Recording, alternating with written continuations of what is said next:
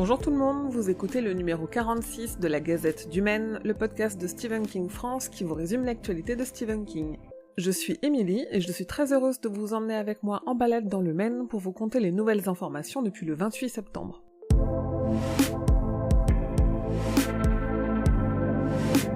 Dans une interview avec Entertainment Weekly, Stephen King a dévoilé qu'il publiera 2 livres en 2021. Il nous parle aussi de la saison 2 de The Outsider, d'une éventuelle adaptation de Si ça saigne en saison 4 de Mr. Mercedes, et de la série Le Fléau qui arrive en décembre. Ma traduction de l'interview est à retrouver sur le site. Et peu après la parution de cette interview, on a appris qu'il travaille avec Richard Kismar à un 3e livre sur Gwendy et la boîte à boutons et la plume magique de Gwendy, sans savoir s'il écrit vraiment avec lui cette nouvelle histoire. Mais on a aussi appris que le magazine Esquire va publier une nouvelle inédite et choquante de King dans son prochain numéro, une nouvelle intitulée On Slide In Road, dont voici le court résumé. C'était censé être un voyage en famille pour rendre visite à un parent vieillissant. Mais la voiture s'est embourbée, et ces choses ne finissent jamais bien, non ? Le légendaire architecte de vos pires cauchemars délivre une nouvelle histoire choquante que vous n'êtes pas prêt d'oublier. Et en parlant de Gwendy, Richard Kismar a écrit une suite, je vous le disais, à la nouvelle Gwendy et la boîte à boutons, et cette première, il l'avait écrite avec Stephen King. La deuxième histoire, La plume magique de Gwendy, il l'a écrite seul, même si King l'a approuvée, relue, éditée, et qu'il en a écrit une préface. Bref, tout ça pour vous dire que La plume magique de Gwendy a été annoncée pour publication au livre de poche en France le 10 février 2021. Suite aux propos de l'autrice J.K. Rowling sur les personnes transgenres, Stephen King a co-signé avec Margaret Atwood et 1200 autres personnes une lettre ouverte pour défendre les droits des personnes trans et non-binaires. Cette lettre, elle arrive alors que J.K. Rowling a lancé un non-débat dans l'édition qui remet en cause la question des droits des personnes trans et non-binaires, un sujet qui n'a pas lieu d'être un débat, ce n'est même pas un sujet en fait. Cette lettre, elle est co-signée par King, elle a pour but de montrer un problème et de manifester un soutien. Nous sommes des écrivains, des éditeurs, des journalistes, des agents et des professionnels de multiples formes d'édition. Nous croyons au pouvoir des mots. Nous voulons faire notre part pour aider à façonner l'histoire vers la justice et l'équité. À cette fin, nous disons, les personnes non binaires ne sont pas binaires. Les femmes trans sont des femmes, les hommes trans sont des hommes, les droits des trans sont des droits de l'homme. Vos pronoms comptent, vous comptez, vous êtes aimés.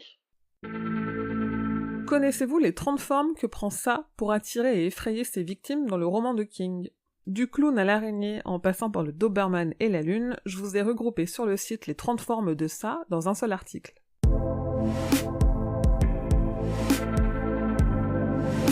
La nouvelle adaptation du roman Charlie avance bien, et on a un premier nom au casting, celui de Zac Efron, qui jouera probablement le rôle d'Andrew McGee, le père de Charlie.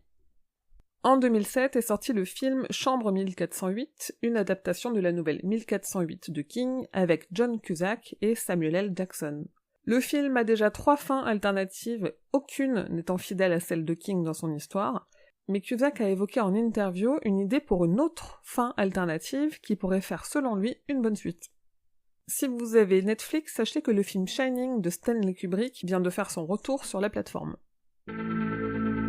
L'acteur Yul Vasquez, qui a joué Eunice Sablo dans The Outsider, a confirmé que la série n'est finalement pas une mini-série, il y aura donc au moins une saison 2. La Comic-Con de New York a tenu ses promesses et nous a livré sur un plateau une superbe affiche de la série Le Fléau, mais aussi et surtout une première longue bande-annonce de 2 minutes qui nous en montre bien évidemment beaucoup plus que le court teaser qu'on avait eu il y a quelques semaines.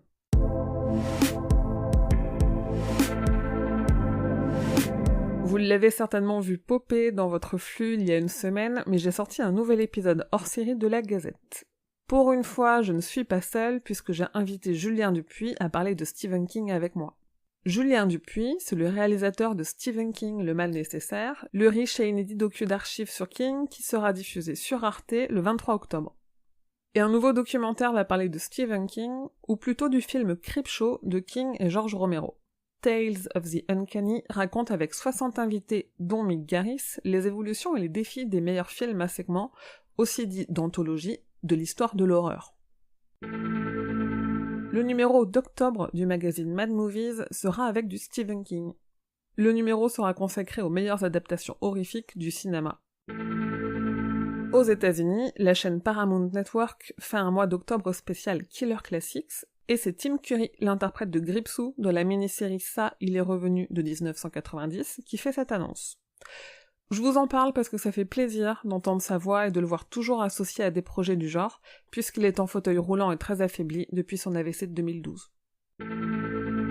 Warner s'est associé à tout un tas de producteurs de produits dérivés et de distributeurs pour proposer aux fans d'horreur des produits sous licence officielle des méchants iconiques de Warner, et parmi eux, il y a 2 adaptations de King, Ça, chapitre 1 et 2, et Shining.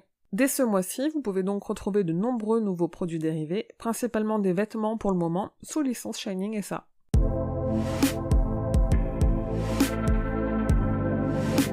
Le 23 octobre, n'oubliez pas sur Arte la diffusion du documentaire inédit Stephen King, Le mal nécessaire, à 22h30. Il est déjà disponible en ligne et le restera jusqu'à décembre, mais la diffusion du 23 est précédée du film Dead Zone de Cronenberg, de quoi passer une petite soirée King plutôt sympa. Le 28 octobre sort le Blu-ray Steelbook Collector des 2 chapitres de Ça, mais surtout, le 28 octobre, c'est aussi la date de parution au livre de poche du coffret inédit des 2 tomes du Fléau. Enfin, on a appris que le 18 novembre arrivera enfin en DVD et Blu-ray la saison 2 de Castle Rock. Et à cette occasion, on a même droit à un coffret qui regroupe les 2 saisons.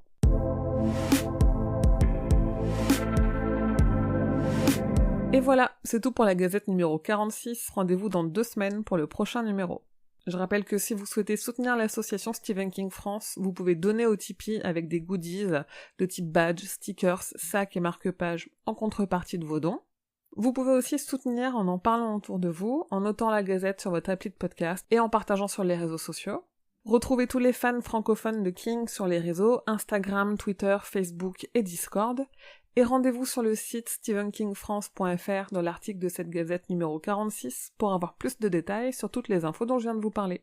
La Gazette du Maine est un podcast du label Podcut, et jusqu'au 1er novembre, les podcasts du label vous ont préparé une quinzaine spéciale Chair de Pod avec plein de podcasts sur l'horreur, mais aussi et surtout plusieurs qui parleront de Shining.